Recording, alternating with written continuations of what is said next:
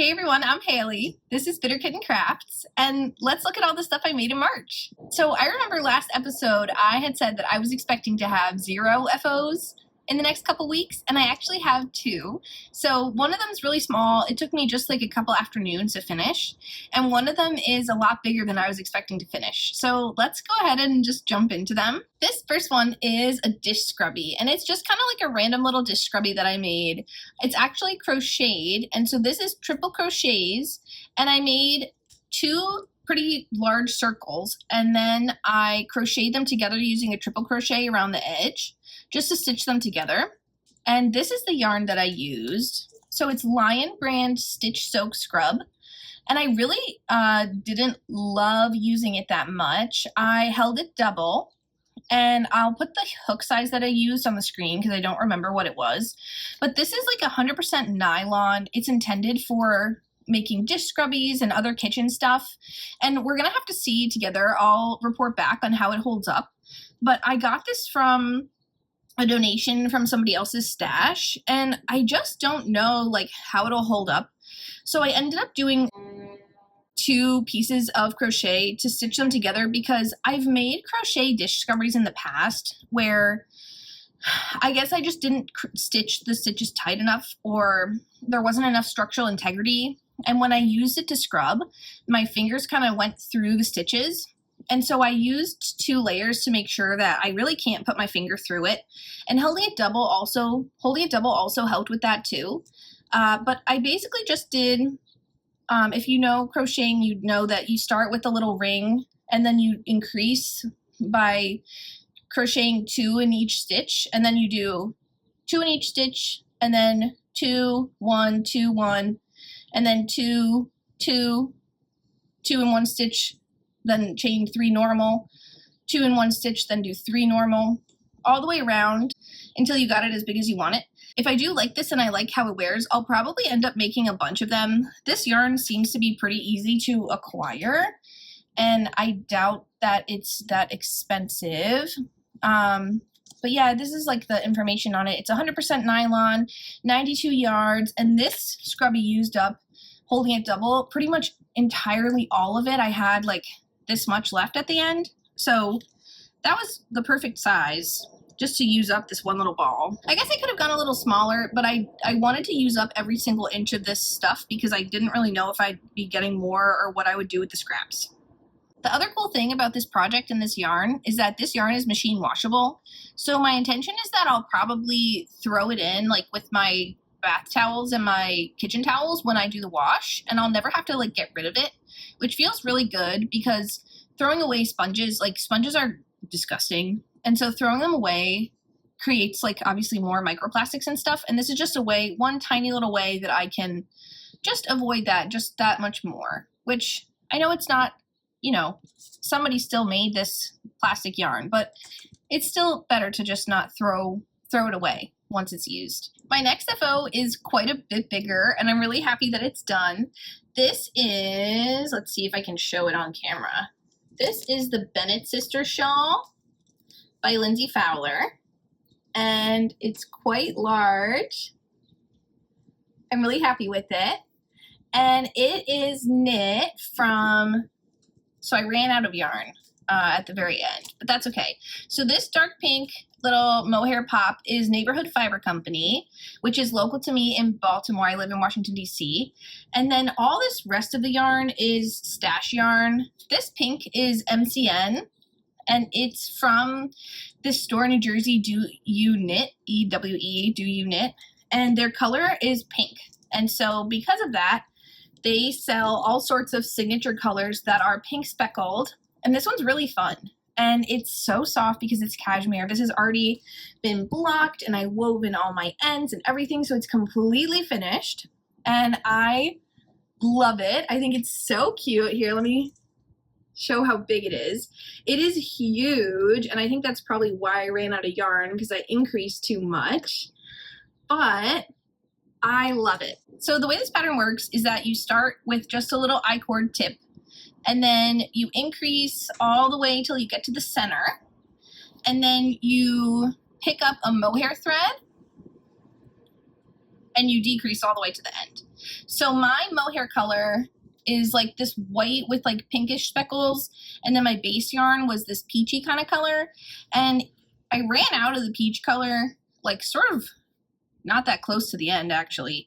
I still had plenty of white mohair left, so I'm not sure if maybe my peach skein was light or like what happened there, but I had this dark pink mohair that I had used for something else, so I just finished it off with this, and I used undyed yarn, but as you can kind of see, when I blocked it, it ended up like leaching onto the white yarn and dyeing it this really pretty pink shade. And that's kind of like exactly what I hoped would happen. It also bled a little, like, I don't know if you can see it in the camera, like down here, it's pinkish on the peach color, which honestly I'm really happy with because I wasn't sure, I wasn't confident with my color matching with this peach and this pink. And I think the extra blobs of pink dye really do kind of make it tie together a little more. I'm excited because we're going to a family function, bar mitzvah, in like 2 weeks, and I'm going to be able to wear this because it's up in New Hampshire, so it'll be chilly, and I'll be able to wear this as part of my outfit, so that'll be awesome. At first I was like really nervous because obviously this is like a completely different color from the peach, but when you wear it, it kind of looks, let me see. When you wear it, it kind of looks intentional, so that's good. Let me see if I can show you. So I always wear my shawls like this, and when you wear it with the tip of the dark pink, it kind of looks a lot more intentional than it could. So that's good. And it does, it's very springy, so it's perfect to finish this in the end of March and move on to some more actual summer, prepping for summertime and summer knitting. And just because I forgot, I will mention this piece of summer knitting that I'm wearing. Because it is spring and it's almost getting into like summer knitting prep, I did break out some of my summer knits. And this is definitely more of a spring knit than a summer knit because it's 100% alpaca. But this is the My Little Secret crop by Jessie Maed. And I've knit like probably like 7 of these. I really, really like them. And I've knit a bunch in machine washable cotton, which I'll talk about probably all my summer knits in a different video, but this one's definitely more spring. It's 100% alpaca and it's knit in haiku alpaca. I'll put the name below. This yarn is really pretty. It's like 5 individual threads.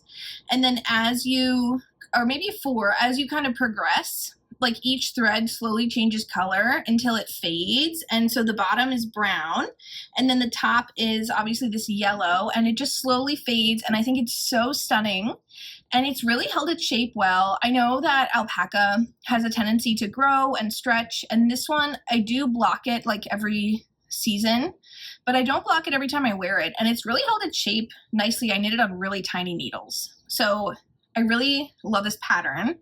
And like I said, I'll definitely do a video about like all my summer knits at some point soon. So moving on to whips, I have 4, which is sort of overwhelming me, but I'm also having a nice time with it. And like I said, we're going to be going to New Hampshire, so that's like a 10-hour car drive for us. So I'll have plenty of time to work on all my whips then, so I'm not super concerned. But I'm going to go ahead and start with the huge one. I finished all the squares for my granny blanket and I'm so happy and excited, and I did immediately start stitching them together in excitement. So I've actually made some pretty good progress. You can see that the blanket's going to be about like a queenish size, like maybe a little bit longer, and it's really coming together nicely.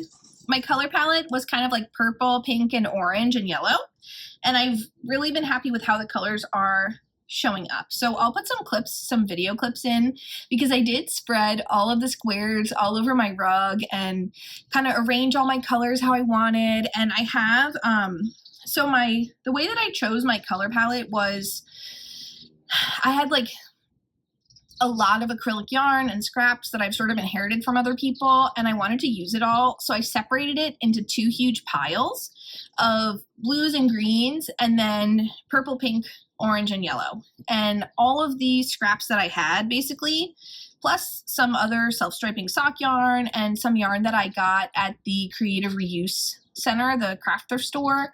They have like fill a bag of yarn for $10. So I did that for this blanket to have more pinks.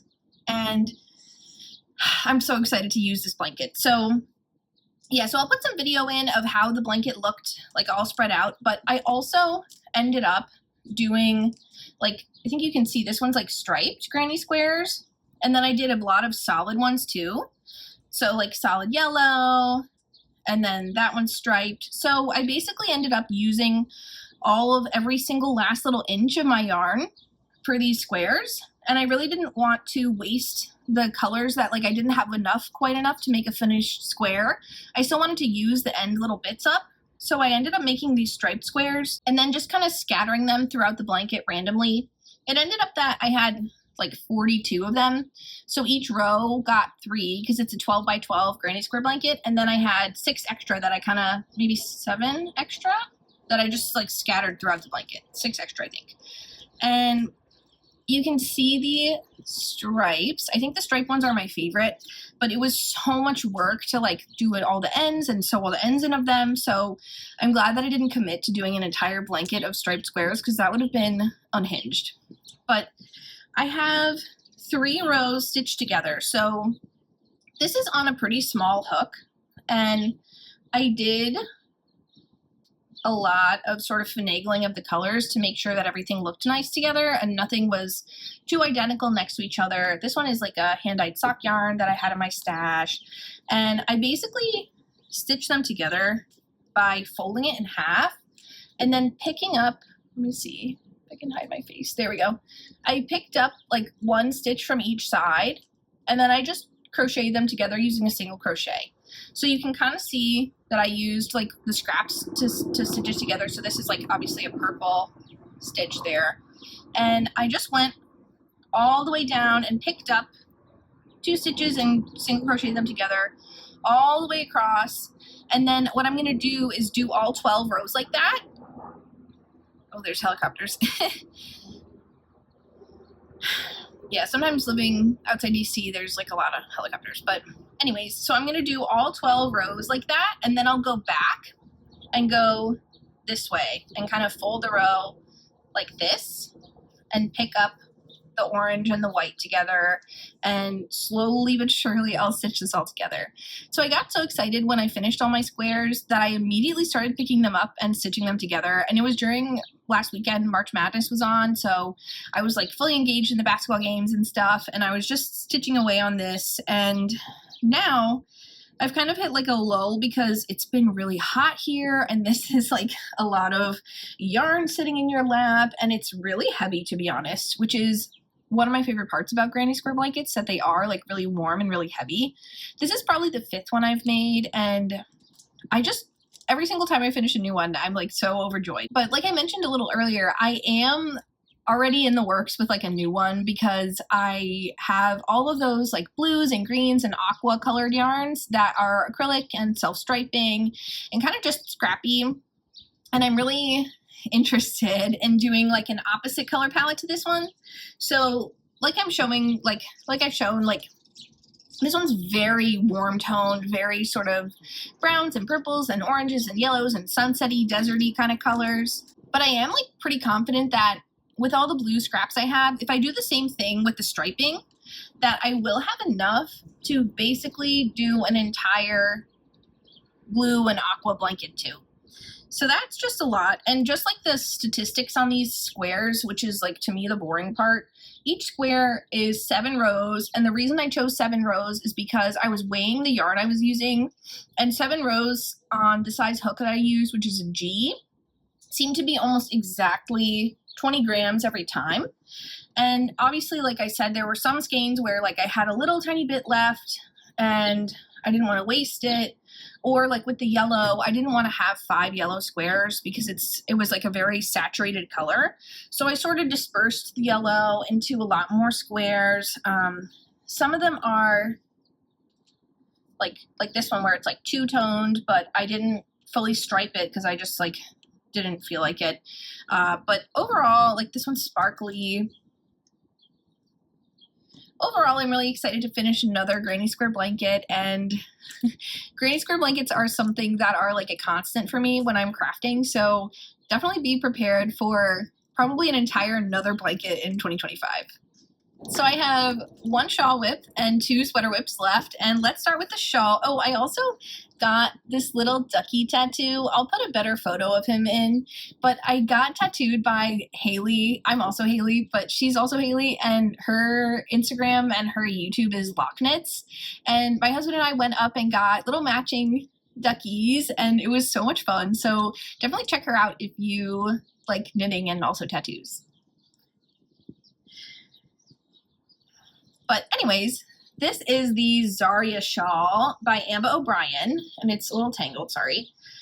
This is the back. This is the front. So this is a slip stitch mosaic knitting and eyelet shawl, and it is supposed to be knit on size 5 needles with fingering weight yarn, and I'm knitting it on size 7 needles with sort of like DK-ish weight yarn, I guess. It's alpaca, so I'm expecting that it will grow and bloom significantly. And look how pretty the little slip stitches are. I think they're so nice.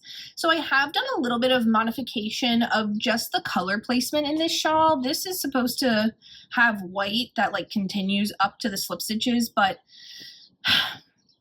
so you're supposed to have 800 yards of yarn, like 400 white and 400 brown.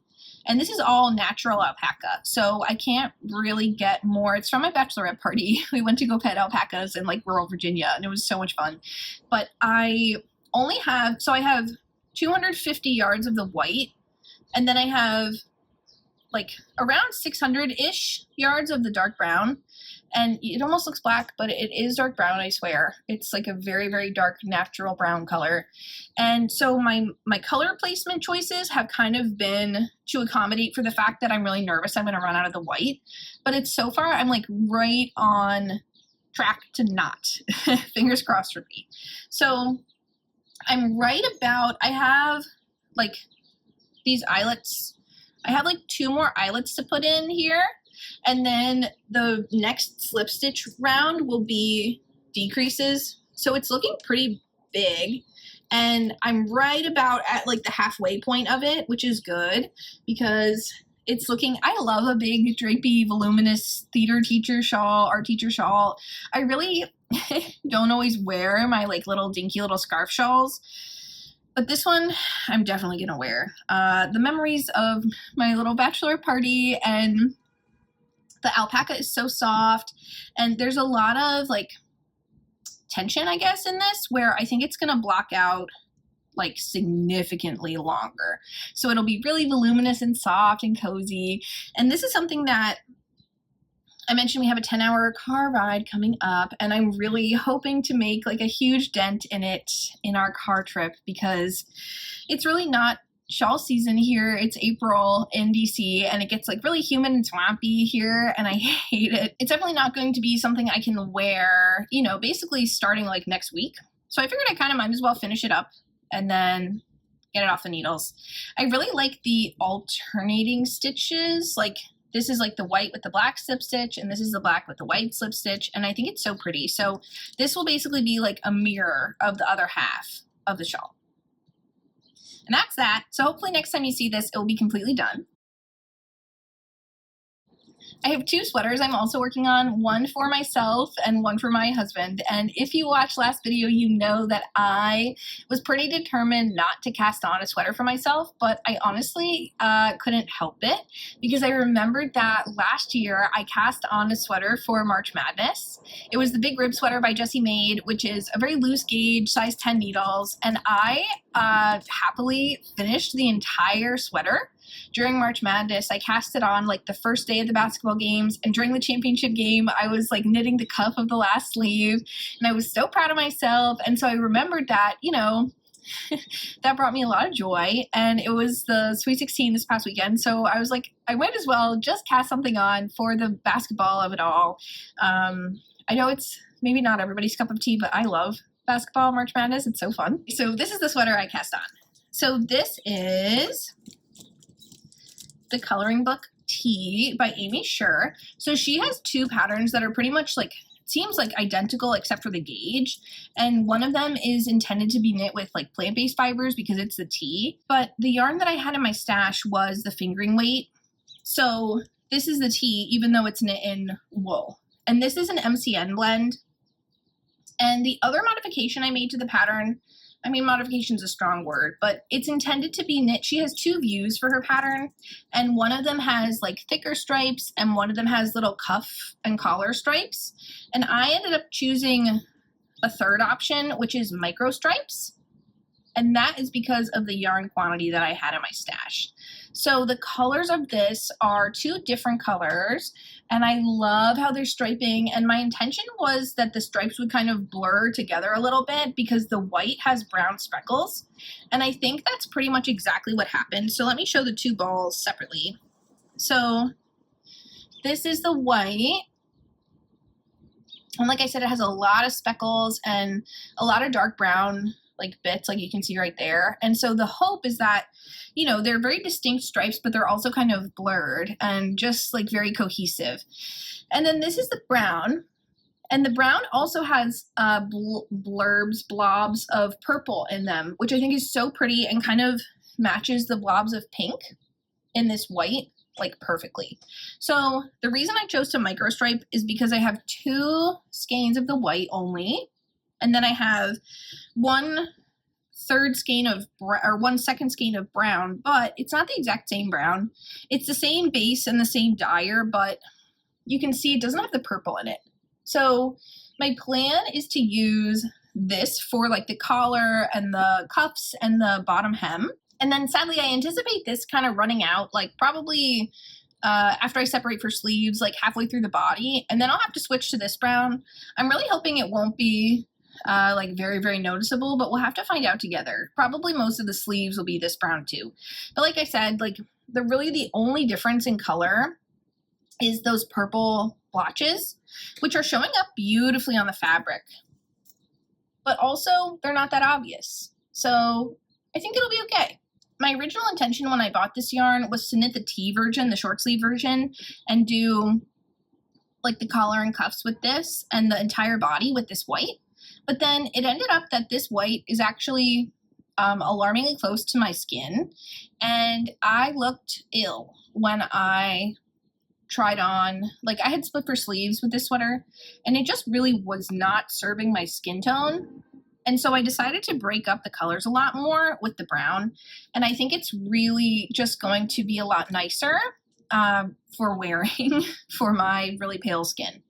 I know that something I have considered a lot more in the past like year of purchasing yarn, probably like the past like 2 years of purchasing yarn, is that skin tone situation where I'm just like a really pale lady and I need to be mindful of that when I'm picking yarn out.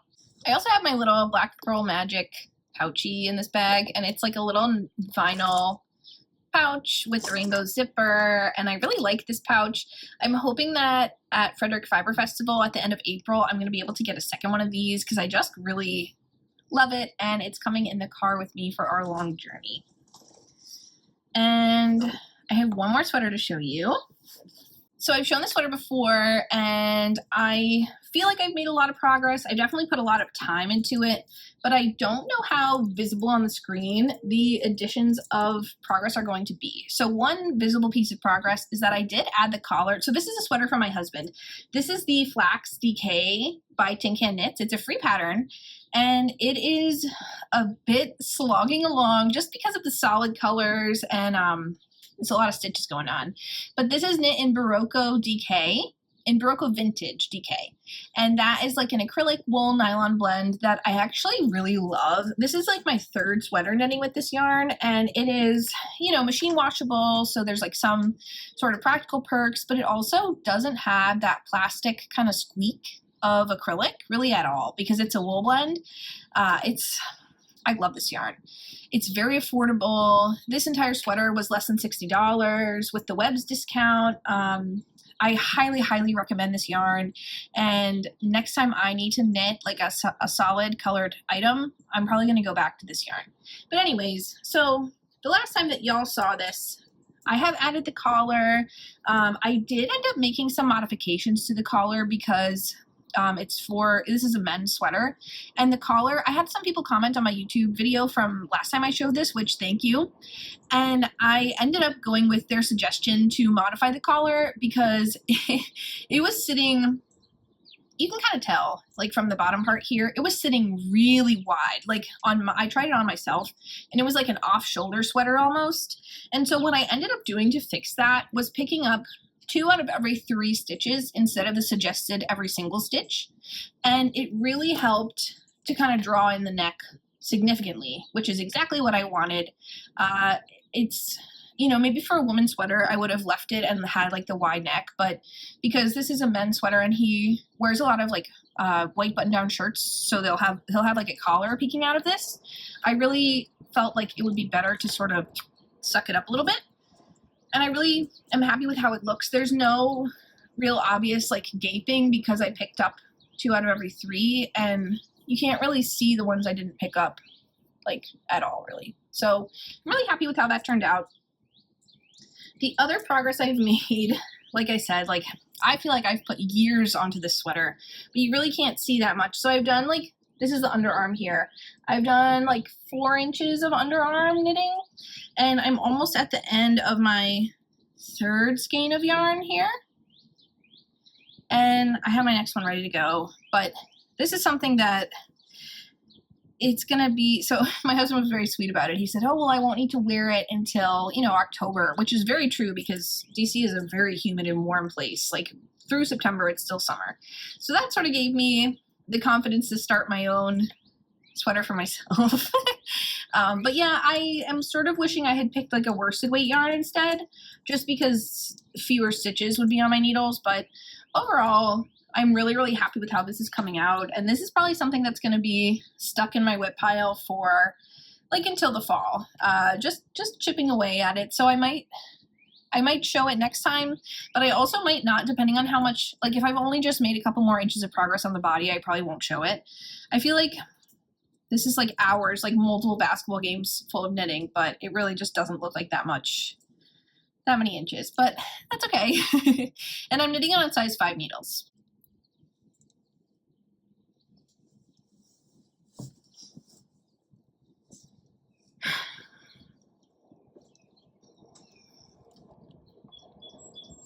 All right, that's everything I've been working on. In terms of future plans, I really don't have any at this time, just because I'm like knee deep in all these whips, and I'm hoping to kind of chip away at them. I'll show my new granny squares next episode, and hopefully I'll have this one stitched together by then too. So thanks so much for watching. Please don't forget to subscribe.